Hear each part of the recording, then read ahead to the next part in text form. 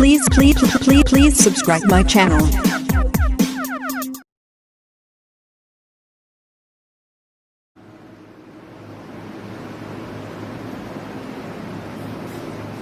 Good morning विद्यार्थियों, YouTube की online classes में आपका स्वागत है। तो क्लास 10th का चैप्टर नंबर 1 हम पढ़ रहे थे। पहले वाले हम 2 भाग पढ़ चुके हैं। आज हमारा जो भाग नंबर 3 है, इस भाग में हम आज मोटापे के बारे में बात करेंगे और रक्तचाप के बारे में बात करेंगे। तो सबसे पहले आइए बात करते हैं, मोटापा क्या होता है, ओबेसिटी क्या है। शरीर में अत्यधिक वसा के जमाव के कारण मोटापा होता है। हमारी चमड़ी की अगर बात करें तो चमड़ी के अंदर एक उत्तक होता है, वसा उत्तक। उस वसा उत्तक में एक्स्ट्रा वसा, जितनी वसा हम खाते हैं, अगर उस वसा का उपयोग एनर्जी में कन्वर्ट नहीं होता है तो अतिरिक्त जो वसा होती है वो हमारे शरीर में इस उत्तक में आकर के जमा हो जाती है, जिसके कारण हमारी चमड़ी क्या हो जाती है, मोटी। और चमड़ी मोटी होने के कारण ही कोई व्यक्ति क्या होता है, मोटा होता है या मोटापे का शिकार हो जाता है। मोटे व्यक्ति की चमड़ी को आप पकड़ के देखना, जैसे मेरा यह हाथ है, यहाँ से उसको आप पकड़ के देखना, अगर व्यक्ति मोटा है तो उसकी चमड़ी भी मोटी होगी, कारण उसकी उत्तक के अंदर वसा क्या होगी, जमा हो जाती है। ऐसा कब होगा, जितनी ऊर्जा हम उपयोग कर रहे हैं वसा के रूप में, अगर उतनी ऊर्जा का उपयोग उसके शरीर में नहीं हो रहा है तो वह ऊर्जा उस उत्तक में चर्बी के रूप में जमा हो जाती है।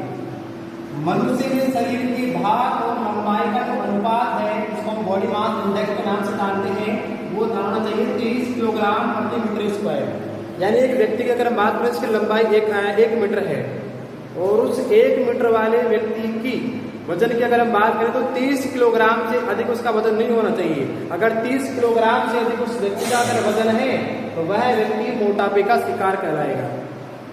अब हम सोच रहे हैं कि हमारी लंबाई तो ज्यादा है, तो उसी अनुपात को हम आगे निकाल कर देख सकते हैं कि हमारी लंबाई कितनी है, कितना हमारा वजन होना चाहिए। अगर उससे ज्यादा हमारा वजन जा रहा है तो बॉडी मास इंडेक्स के अनुसार हम संतुलित नहीं है या हम मोटापे के शिकार हैं। यहाँ से क्वेश्चन आने की संभावना रहती है कि बॉडी मास इंडेक्स क्या है, इसको याद कर लेना। जैसे एक बार फिर बोल रहा हूँ, शरीर के भार और लंबाई के अनुपात को बॉडी मास इंडेक्स के नाम से जानते हैं। कितना होता है, तो 30 किलोग्राम प्रति मीटर स्क्वायर से अधिक अगर व्यक्ति का वजन है तो वो क्या कहलाएगा, मोटापे का शिकार कहलाएगा। विशेष तौर से शहरों के बच्चों में आपने देखा होगा, मोटे मोटे बच्चे होते हैं, दिखने में बहुत हेल्थी होते हैं, लेकिन वो बच्चे उतने ही कमजोर होते हैं। वो इतने मोटी क्यों हो जाते हैं, तो उसके पीछे कई कारण हैं। आज का हमारा जो खान पान है वो बहुत अधिक बदल चुका है। सभी लोग, चाहे वो युवा हो चाहे बुढ़े हो, सभी है वो जंक फूड की ओर जा रहे हैं। जंक फूड एक ऐसा भोजन जिसके अंदर वसा की मात्रा बहुत अधिक है। चाउमीन, पिज्जा, बर्गर, इनके ऊपर विशेष ध्यान है। कुछ लोग तो वैसे तो दिन भर सारे दिन पिज्जा ही खाते रहते हैं, बर्गर खाते रहते हैं, पकौड़ियाँ, कचौरियाँ आदि खाते रहते हैं। तो उनसे होता क्या है कि शरीर के अंदर एक्स्ट्रा चर्बी जमा हो जाती है और फलस्वरूप वो मोटापे का शिकार होकर के उनकी जो मानसिक स्थिति वो बिगड़ जाती है। जवानी के अंदर चक्कर आने लग जाना, घबराना, जी मचलाना, पढ़ाई में मन नहीं लगना, ये सभी इसी के कारण है। तो आप अपने स्वास्थ्य के बारे में थोड़ा सचेत रहें। मैंने मेरे शरीर को बैलेंस किया हुआ है क्योंकि मैं गाँव में रहता हूँ और अच्छा डाइट लेता हूँ। जो पिज्जा विज्जा तो मैंने आज तक खाया ही नहीं, एक बार चखा था, उसके बाद मैंने खाया ही नहीं कभी। तो आप भी अपना ध्यान रखें। आगे देखें, मोटापे का कारण क्या है, तो शरीर में ग्रहण की गई ऊर्जा के 2 रूप है, एक तो कार्बोहाइड्रेट, एक होता है वसा। दोनों ही हमारे शरीर में ऊर्जा प्रदान करते हैं। सर्वाधिक ऊर्जा जो मिलती है वो मिलती है कार्बोहाइड्रेट से, और प्रति ग्राम जो ऊर्जा मिलती है वसा से मिलती है। तो वसा का जितना अधिक हम उपयोग करेंगे, अगर उस वसा का उपयोग करने के बाद वह ऊर्जा में अगर नहीं बदल रही है, अब वो कब बदलेगी, जब हम काम करेंगे। काम के लिए जरूरी नहीं है कि आप खेतों में जाके काम करें, आप व्यायाम कर सकते हैं, दौड़ लगा सकते हैं, एक्सरसाइज कर सकते हैं, उछल सकते हैं, खेल खेल सकते हैं। तो ये क्या है, शारीरिक कार्य। और जब व्यक्ति शारीरिक कार्य करता है तो उसके शरीर की जो एनर्जी है वो उसमें बदल जाती है कार्य में। आगे देखिए, असंतुलित भोजन, इसकी परिभाषा हम पढ़ चुके हैं। वह भोजन जिसमें शरीर की आवश्यकता अनुसार सभी पोषक तत्व उचित मात्रा में नहीं हो, असंतुलित भोजन कहलाता है। अब इसके पीछे भी कई कारण हैं। अज्ञानता, लोग जानते नहीं कि हम जो भोजन खा रहे हैं उसमें कौन कौन तत्व है या नहीं है। इसके अलावा गरीबी, हमारे भारत देश में अधिकांश लोग गरीब हैं, मैं भी गरीब हूँ, आप भी सब गरीब हो सकते हैं। तो गरीबी के कारण हम सभी पोषक तत्वों को अपने भोजन में सम्मिलित नहीं कर पाते, जिस कारण से हम क्या हो जाते हैं, असंतुलन या कुपोषण के शिकार हो जाते हैं। आगे देखिए वसायुक्त भोजन, बताया मैंने भी, चाउमीन, पिज्जा, बर्गर, पकौड़े, समोसे, कचौरी, इन सभी में वसा तो खूब अधिक है, लेकिन अन्य पोषक तत्वों की मात्रा कम होने के कारण मोटापा बढ़ता है। जंक फूड, फास्ट फूड की मैंने बात करी, तेल युक्त पदार्थ या तेल युक्त भोजन।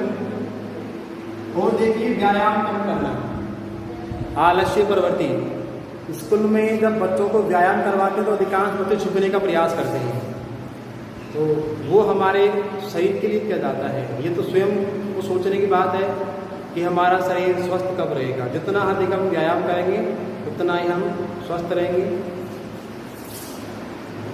तो व्यायाम कम करना या नहीं करना, स्थिर जीवन यापन। स्थिर बोले तो सुबह उठा, खाना खाया और बस में बैठा और चला गया स्कूल। स्कूल में सारे दिन भर बैठा रहा, फिर बस में बैठा, फिर घर आ गया, सो गया, उठा, फिर स्कूल, फिर घर, स्कूल, घर, इसके अलावा कोई काम नहीं किया।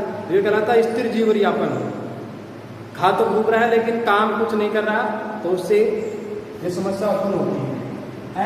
दैनिक और शारीरिक क्रियाएं रोजाना नहीं करना, इस क्रिया को व्यायाम करना तो बहुत कम कर रहे हैं। आउटू अल्प सक्रियता, आउटू बोले तो अपने गले के अंदर एक ग्रंथि, इसको अपन थायराइड ग्रंथि के नाम से जानते हैं। एच के आकार की होती है यहाँ पर, ये थायराइड ग्रंथि है। वो हमारे भोजन के अंदर जो प्रोटीन है, कार्बोहाइड्रेट है और वसा है, तीनों के पाचन का संतुलन करती है। क्या क्या है, कार्बोहाइड्रेट, प्रोटीन और वसा, इन तीनों का संतुलन करती है। कौन से हार्मोन से, थायरोक्सिन हार्मोन। और इस हार्मोन के स्रावण के लिए इस ग्रंथि का सक्रिय होना आवश्यक है। और ये सक्रिय कब होगी, जब इसको भरपूर मात्रा में क्या मिलेगी, आयोडीन मिलेगी। इसलिए तो कहते हैं कि हमें आयोडीन युक्त नमक खाना चाहिए। और जिस व्यक्ति की समस्या हो गई तो फिर उसके भोजन का सही प्रकार से पाचन नहीं होगा, और पाचन नहीं होगा तो फिर उसके शरीर में वसा जमा हो जाएगी, अर्थात व्यक्ति मोटा हो जाएगा। आगे देखिए दूसरा जो पॉइंट वो है रक्तचाप। ब्लड प्रेशर क्या होता है, रक्तचाप या रक्त दाब। ब्लड यानी रक्त, प्रेशर यानी दाब।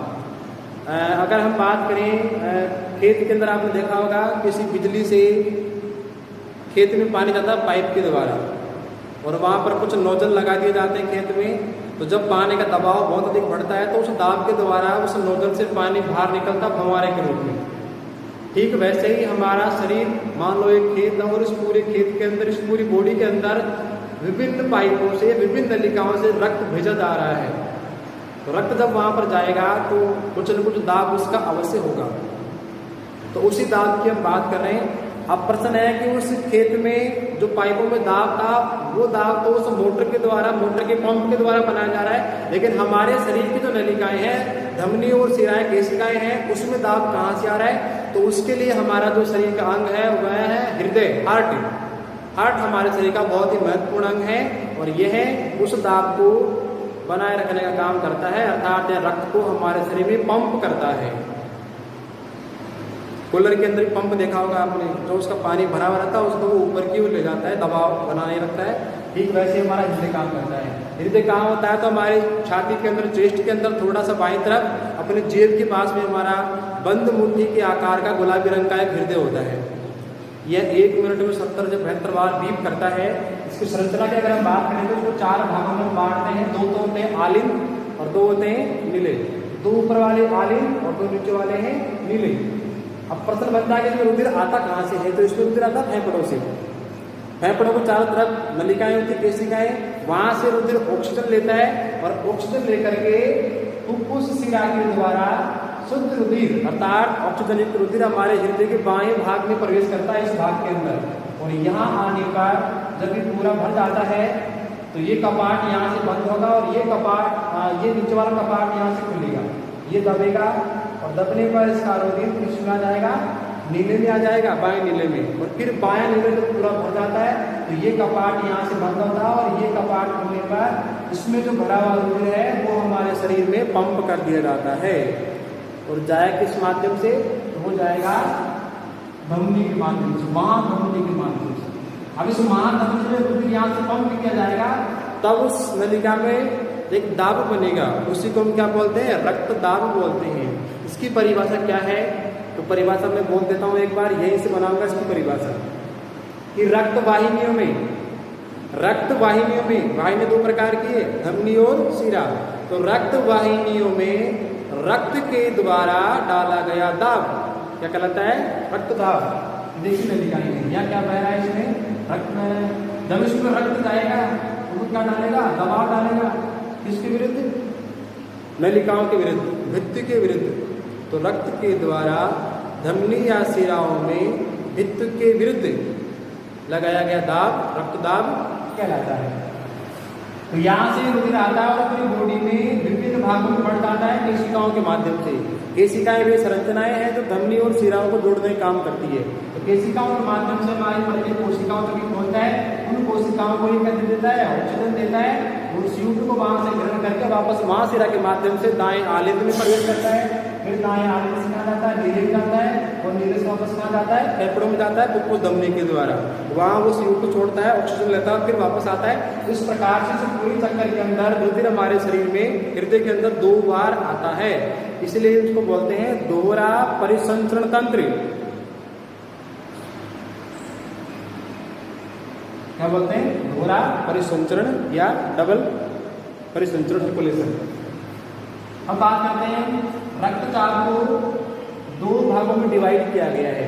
2 भाग कौन कौन से हैं, एक तो होता है सिस्टोलिक, एक होता है डायस्टोलिक। सामान्य व्यक्ति का रक्तचाप कितना होता है, तो वो होता है 120/80 मिलीमीटर पारी के अंदर, 120/80। अभी 120 क्या है जानेंगे और 80 क्या है ये जानेंगे। इससे पहले देखिए कि रक्तदाब को सबसे पहले किसने मापा था, तो वो मापा था स्टीफन हेल्स ने।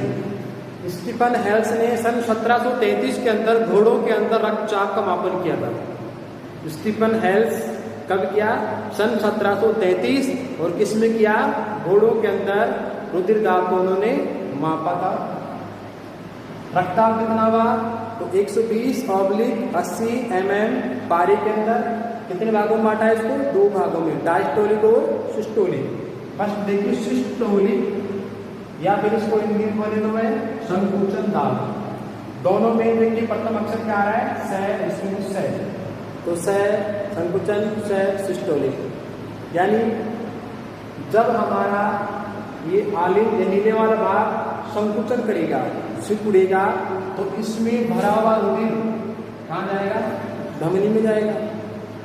तो ये सिकुड़ेगा तो इसमें भरा रुधिर कहाँ जाएगा, धमनी में। और जब ये धमनी में जाएगा तो उस समय रुधिर का दाब कितना होता है, निम्न से अधिकतम 120 mm, जो कि निम्न से कितना होता है 120, न्यूनतम 90, अधिकतम 120। प्रश्न यहाँ से बन सकता है कि सिस्टोलिक रक्तदाब क्या है, तो सिस्टोलिक यानी संकुचन, संकुचन यानी जब उसमें भरा हुआ रुधिर धमनी में जाएगा तब कितना दाब होगा, तो 90 से 120। दूसरा देखिए डायस्टोलिक, ये नीले संकुचित हो गया, संकुचित होने के बाद में क्या होगा, भरेगा, और जब इसमें रुधिर भरेगा तब उस समय धमनी में दाब क्या हो जाता है, घट जाता है, और दाब घट कितना रह जाएगा, वो रहेगा 60 से 80 mmHg। तो इसको हम बोलते हैं सिस्टोलिक। सिस्टोलिक को अपने दिमाग से जोड़ सकते हैं, जैसे कि डैश से ढीला होना या अनुशीतलन होना या उसका फैलाव होना। तो 2 पार्ट हो गए इसके, संकुचन और अनुशीतलन, सिस्टोलिक और डायस्टोलिक। सिस्टोलिक क्या हो गया, 90 से 120, और डायस्टोलिक हो गया आपके 60 से 80। और इन दोनों की तो अधिकतम सीमा है, इसकी कितनी सीमा कितनी है, 120, इसकी कितनी है 80। तो इन दोनों को मिला के अपन निकालते हैं रक्तचाप। देखिए ये 120 ये रहा और 80 यहाँ से लिया करें, दोनों से क्या बन गया 120/80 mmHg। अब देखिए रक्तदाब को मापने के लिए जिस उपकरण का हम प्रयोग करते हैं उसको रक्तचाप मापी उपकरण कहते हैं, या फिर साइंटिफिक भाषा में उसको क्या बोलते हैं, बने स्फिग्मोमैनोमीटर। स्फिग्मोमैनोमीटर उपकरण के द्वारा रक्तचाप को मापा जाता है। कभी हॉस्पिटल में आप गए होंगे, अपने आसपास कहीं देखा होगा आपने कि रक्तचाप को मापने के लिए डॉक्टर या एक पट्टा सा बांध देता है और पट्टा सा बांध करके एक पंप करता है, और जैसे वो पट्टा टाइट हो जाता है टाइट होने के बाद जब धमनी और शिराओं में रुधिर बहेगा तो वो दाब उसके ऊपर गिरता है और उस दाब के द्वारा उसमें जो पारा होता है वो नलिका के ऊपर की उछलता है। उसी पारे के द्वारा उस दाब को मापा जाता है। इस प्रकार से आज का हमारा टॉपिक था। आशा करता हूँ समझ में आया होगा और अधिक से अधिक बच्चों तक इस वीडियो का लाभ पहुँचे, इसके लिए आप इसको शेयर करें और चैनल को सब्सक्राइब करें, लाइक करें। किसी प्रकार कोई समस्या हो तो उसके लिए आप कमेंट्स करें। धन्यवाद।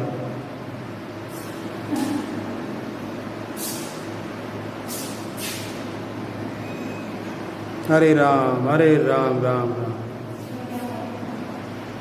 क्या मेरी वीडियो चालू ही नहीं किया? शायद ये चल रहा सही है। वो नंबर नहीं दिख रहा था मेरे को।